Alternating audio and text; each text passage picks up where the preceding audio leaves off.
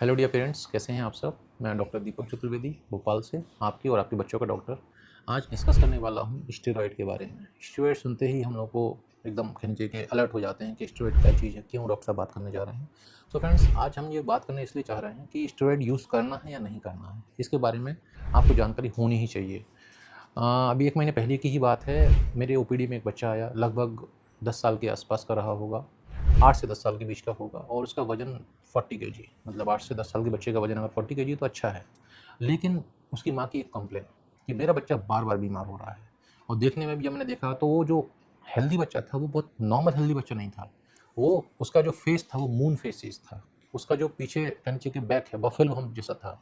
तो ये टिपिकली कहना चाहिए कि एक अलग फीचर्स से बच्चा आया मेरे पास। तो मैंने उनसे पूछा मदर से कि इसको किसी प्रकार की कोई बीमारी है क्या, जो लंबे समय से चल रही है। उन्होंने बताया हाँ डॉक्टर साहब, हमारे बच्चों को नेफ्रोटिक सिंड्रोम की बीमारी है। सो फ्रेंड्स, नेफ्रोटिक सिंड्रोम पर तो मैंने एक अलग से वीडियो बनाया है, ये विस्तार में क्या होता है आप मेरे उस वीडियो में देख सकते हैं।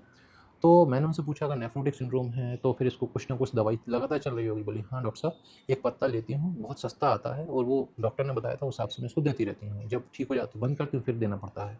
तो मैंने पूछा कौन सा, तो प्रेडनिसोलोन की टैबलेट मेरे को दिखाई। सो फ्रेंड्स, प्रेडनिसोन मतलब ये स्टेरॉइड है।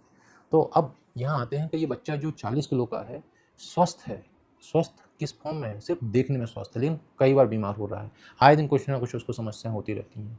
तो यहाँ पे कल्प्रिट क्या है, स्टेरॉइड। लेकिन अब ऐसा जरूरी नहीं है कि स्टेरॉइड यहाँ पे देना है कि नहीं देना, देना ही होता है, कुछ बच्चों में देना होता है, लेकिन अब साथ में कुछ और भी जरूरी चीज़ें इंटरवेंशन करनी होती हैं। सो फ्रेंड्स, स्टेरॉइड होता क्या है, तो स्टेरॉइड ऑर्गेनिक कंपाउंड होते हैं और हमारे बॉडी में भी अंदर स्टेरॉइड बनते हैं। ऐसा नहीं है कि स्टेरॉइड हार्मफुल ही होते हैं, हमारी बॉडी अपने से खुद से भी स्टेरॉइड बनाती है। तो ये नेचुरली भी होते हैं, जैसे कि टेस्टोस्टेरोन होता है जो मेल हार्मोन है, ये स्टेरॉइड है। इसके बाद कुछ कुछ कंडीशंस के लिए डॉक्टर स्टेरॉइड प्रिस्क्राइब भी करते हैं, मतलब सिंथेटिक फॉर्म भी मार्केट में अवेलेबल हैं, तो इनको हम सिंथेटिक स्टेरॉइड्स बोलते हैं।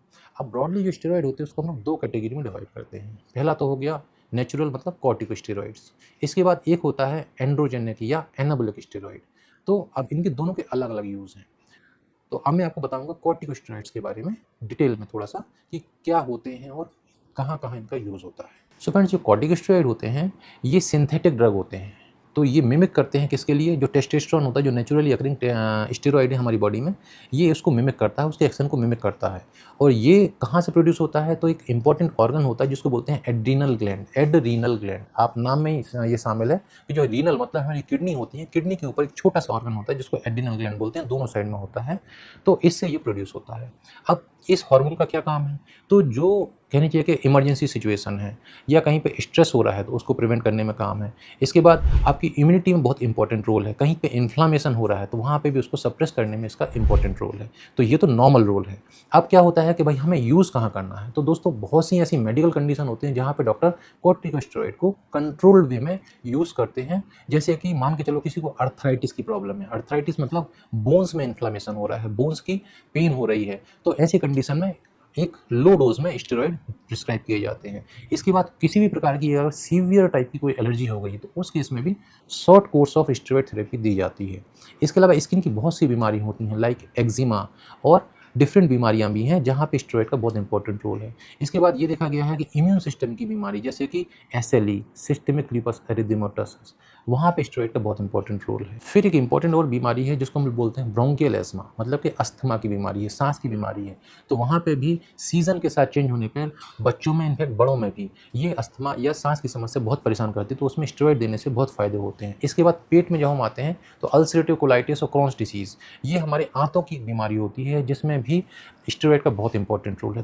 स्टेरॉइड कौन कौन से होते हैं, तो नाम तो आपको कम से कम एटलीस्ट पता होने चाहिए। जैसे एक मैंने आपको बताया प्रेडनिसोलोन, प्रेडनिसोन, डेक्सा, डेकाड्रोन, बहुत कॉमन सा एक कहने के यूज़ में आता है ये दवाई, तो डेकाड्रोन हो गया। इसका बीटामिथासोन, डेक्सोना, ये सब स्टेरॉइड के ही नाम है। प्रेडनिसोलोन जैसे मैंने आपको बताया। अब दोस्तों मैं आपसे बात क्यों कर रहा हूँ स्टेरॉइड के बारे में, तो मैं आपको ये जरूर बताना चाहूँगा कि स्टेरॉइड कहाँ यूज़ करना है, कहाँ यूज़ नहीं करना, और अगर यूज़ नहीं करना तो क्यों नहीं करना है। तो साइड इफेक्ट के बारे में अगर मैं आपसे बात कर रहा हूँ तो इसके शॉर्ट टर्म भी साइड इफेक्ट हैं और लॉन्ग टर्म भी है। तो अगर मैं शॉर्ट टर्म के लिए बात कर रहा हूँ तो शॉर्ट टर्म में सबसे जो इंपॉर्टेंट कहना चाहिए कि जो साइड इफेक्ट है वो होता है नोजिया, मतलब स्टेरॉइड की आप दवाई खाओगे आपको तुरंत ऐसा लगेगा उल्टी की इच्छा हो रही है।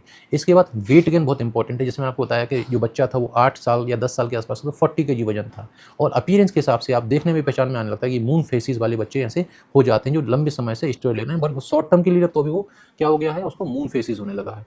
ऐसे पेशेंट्स में ये देखा गया कि उनको स्लीप डिस्टर्बेंसेस बहुत होते हैं और मूड स्विंग्स भी आते हैं, और स्टेरॉइड आपके इम्यून जो सिस्टम होता है उसको सप्रेस कर देता है। तो अब आपका जब इम्यून सिस्टम, मतलब आपका जो गार्ड है, वो अगर सप्रेस बैठा हुआ तो आप बहुत प्रोन हो किसी प्रकार के इन्फेक्शन के लिए। तो ये सब जो स्टेरॉइड लेते हैं शॉर्ट टर्म, उसके नुकसान हैं। अब बताता हूँ मैं लॉन्ग टर्म के बारे में। अगर मान के चलो कि हाई डोज में और बहुत लंबे समय के लिए किसी ने स्टेरॉइड का यूज़ किया है, तो ऐसे लोगों में ये देखा गया है कि अगर आँखें आप उनकी चेक करेंगे तो या तो उनमें कैटरेक्ट मतलब मोतियाबिंद, या ग्लोकोमा मतलब आई का प्रेशर बढ़ जाता है।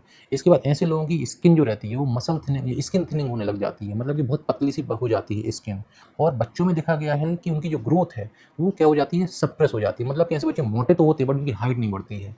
फिर अडल्ट में जब देखते हैं तो ये जो बोन्स होती हैं उनमें ऑस्टियोपोरोसिस की समस्या होने लगती है, मतलब बहुत जो बोन्स होती है वो इजीली फ्रैक्चर होने लग जाती हैं। और एक इंपॉर्टेंट कहनी चाहिए कि डिजीज़ होती है जिसमें बोलते हैं कि अगर स्टेरॉइड लॉन्ग टर्म के लिए दिया गया तो एड्रिनल इनसफिशिएंसी के कारण जो हमारा एड्रिनल ग्लैंड है वो जब हमें ज़रूरत है उस टाइम पे ही टेस्टोस्टेरोन हार्मोन नहीं बनाती है, और ऐसे केस में समस्या बढ़ सकती है। सो फ्रेंड्स नमस्ते, मैंने आपको स्टेरॉइड के बारे में एक जानकारी दी है। आपको तभी मेरे से कुछ पूछना है तो डेफिनेटली आप मेरे से बात कर सकते हैं। धन्यवाद।